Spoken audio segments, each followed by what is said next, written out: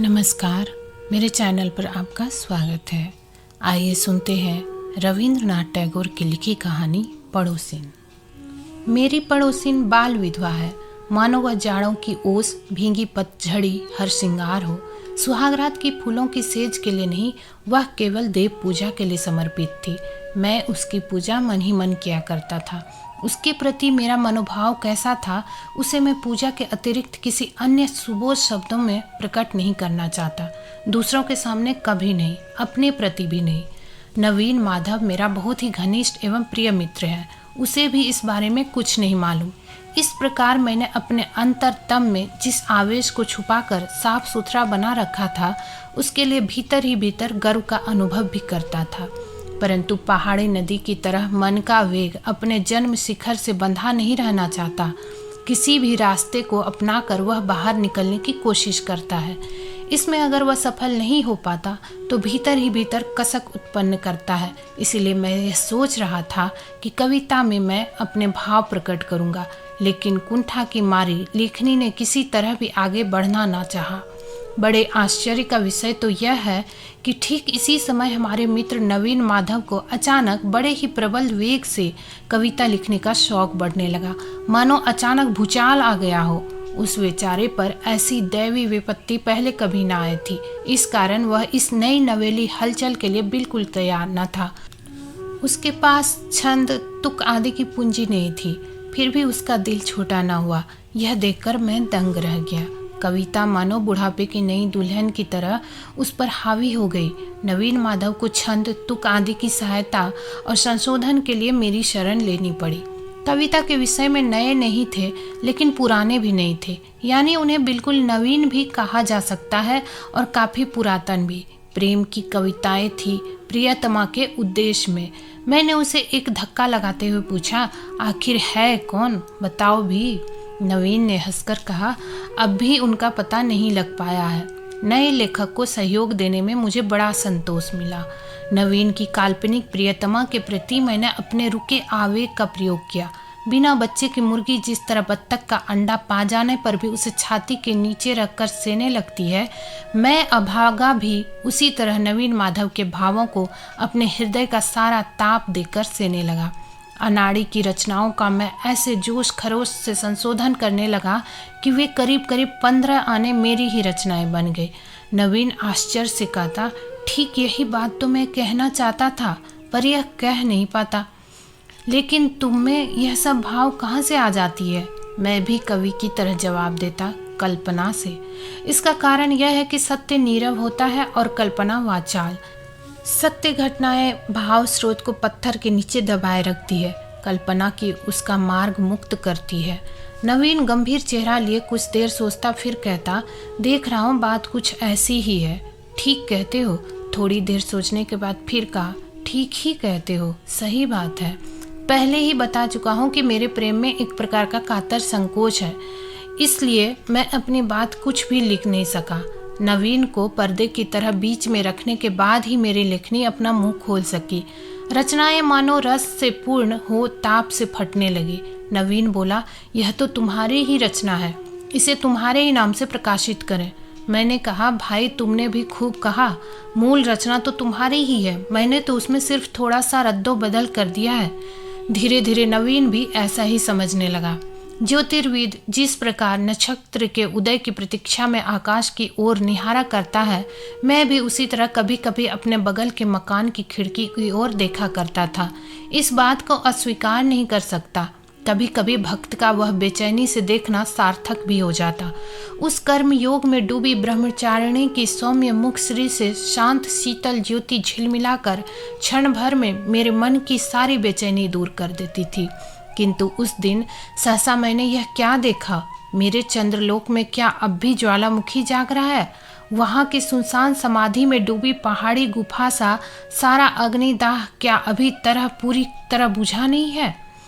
उस दिन वैशाख के तिपहर को पूर्वोत्तर दिशा में बादल घिर रहे थे। उस घिरी हुई आंधी की बादलों भरी तेज चमक में मेरी पड़ोसन खिड़की के पास अकेली खड़ी थी। उस दिन उसकी शून्य डूबी घनी काली आंखों में मैंने दूर तक फैली हुई एक कसक। मेरे उस चंद्रलोक में अब भी ताप है, अब भी वहाँ गर्म सांसों की हवा बहती है। वह देवताओं के लिए नहीं, मनुष्य के लिए ही है। उस दिन उस आंधी के प्रकाश में उसकी दोनों आंखों की तेज छटपटाहट उतावले पक्षी की तरह उड़ी चली जा रही थी, स्वर्ग की ओर नहीं, मानव हृदय के घोंसले की ओर। उत्सुक आकांक्षा से चमकती उस दृष्टि को देखने के बाद मेरे लिए अपने बेचैन मन को काबू करना मुश्किल हो गया। तब केवल दूसरे की कच्ची अनपढ़ कविताओं के संशोधन से मन नहीं भरा, मेरे अंदर भी किसी प्रकार का काम करने की चंचलता पैदा हो गई। तब मैंने यह निश्चय कर लिया कि बंगाल में भी विधवा विवाह प्रचलित करने के लिए मैं अपनी सारी चेष्टा का प्रयोग करूंगा। केवल व्याख्यान और लेख लिख कर नहीं, आर्थिक सहायता देने के लिए भी मैं आगे बढ़ा।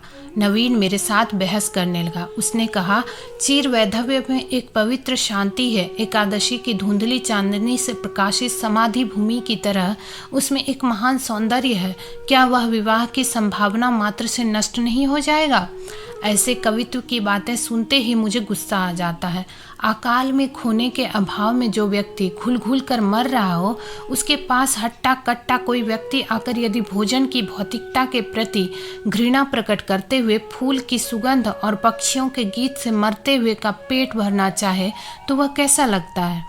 मैंने गुस्से में आकर कहा, सुनो नवीन, कलाकार कहते हैं कि खंडहर का भी एक सौंदर्य होता है, लेकिन किसी घर को सिर्फ चित्र के रूप में देखने से ही काम नहीं चलता, चूँकि उस घर में रहना पड़ता है।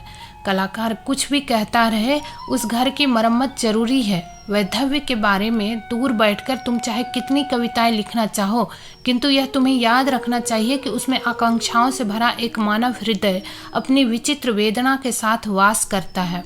मेरा ख्याल था कि नवीन को मैं किसी भी तरह अपने दल में नहीं खींच सकूंगा, इसलिए मैं उस दिन ज़्यादा गर्मी से बातें कर रहा था। लेकिन सहसा मैंने देखा कि मेरे भाषण के अंत में उसने एक गहरी सांस ली और मेरी सारी बातें मान ली। मुझे और भी बहुत सी अच्छी बातें करनी थी, पर उसने उसका मौका ही नहीं दिया। लगभग हफ्ते भर के बाद नवीन ने आकर कहा, तुम अगर मदद करो तो मैं खुद विधवा विवाह करने को तैयार हूँ। मेरी समझ में एक बात आ गई कि उसकी प्रियतमा काल्पनिक नहीं है।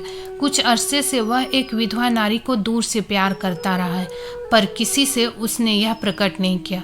जिस मासिक पत्र में नवीन की उर्फ मेरी कविताएं प्रकाशित होती थी, वे पत्रिकाएं ठीक जगह पर पहुंच जाया करती थी। वे कविताएं व्यर्थ नहीं गई। बिना मोल मुलाकात के ही हृदय आकर्षित करने का यह उपाय मेरे मित्र ने ढूंढ निकाला था। लेकिन नवीन का कहना है कि उसने कोई षड्यंत्र कर ऐसी तरकीब निकाली हो, सो बात नहीं। यहाँ तक कि उसका ख्याल था कि वह विधवा पढ़ना भी नहीं जानती थी। मासिक पत्रिका बिना मूल्य विधवा के भाई के मान पर भिजवा देता था। वह केवल मन को तसल्ली भर देने का पागलपन था। उसे ऐसा लगता था कि देवता के लिए पुष्पांजलि चढ़ाई जा रही है, वे जाने या न जाने, स्वीकार करे या न करे। कई बहानों के जरिए विधवा के भाई से नवीन ने मित्रता कर ली थी। नवीन का कहना है कि इसमें भी उसका कोई उद्देश्य न था। जिससे प्रेम किया जाए, उसके निकट संबंधियों का संग भी मधुर लगता है। अंत में भाई सख्त बीमार पड़ा तो इस सिलसिले में बहन के साथ उसकी भेंट कैसे हुई, वह एक लंबी कथा है। कवि के साथ कविता में वर्णित विषय का प्रत्यक्ष परिचय हो जाने के बाद कविता के संबंध में दोनों में बड़ी चर्चा हो चुकी थी, और यह चर्चा छपी कविताओं में ही सीमित थी, ऐसा नहीं कहा जा सकता।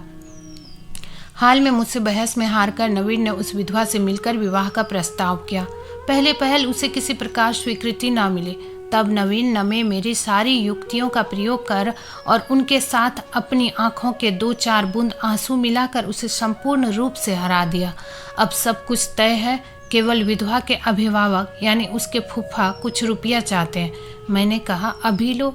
नवीन बोला, इसके अलावा एक बात और है, शादी के बाद पिताजी 5-6 महीने तक जरूर खर्चा देना बंद कर देंगे, और तब तक दोनों का खर्च निभाने के लिए तुम्हें इंतजाम करना होगा। मैंने मुंह से कुछ न कहकर एक चेक काट दिया और कहा, अब उसका नाम बताओ। मेरे साथ जब तुम्हारी कोई प्रतियोगिता नहीं तो परिचय देने में तुम्हें किस बात का डर है? मैं तुम्हें छूकर सौगंध खाता हूँ कि उनके नाम कोई कविता नहीं लिखूंगा, और अगर लिखूं भी तो उनके भाई के पास न भेजकर तुम्हारे पास भेज दिया करूँगा। नवीन ने कहा, अरे इसके लिए मुझे कोई डर नहीं। विधवा विवाह की लाश से वह गढ़ी जा रही है, इसलिए उसने तुम लोगों से इस बारे में कोई चर्चा करने को बार बार मना कर दिया है। पर अब छिपाना बेकार है। वह तुम्हारी ही पड़ोसिन है, 19 नंबर में रहती है। अगर मेरा हृदय पिंड लोहे का बॉयलर होता तो उसी क्षण भक से फट जाता। मैंने पूछा, विधवा विवाह से उसे कोई एतराज नहीं है? नवीन ने हंसकर कहा, फिलहाल तो कोई एतराज नहीं है। मैंने पूछा, सिर्फ कविताएं पढ़कर ही वह मुग्ध हो गई?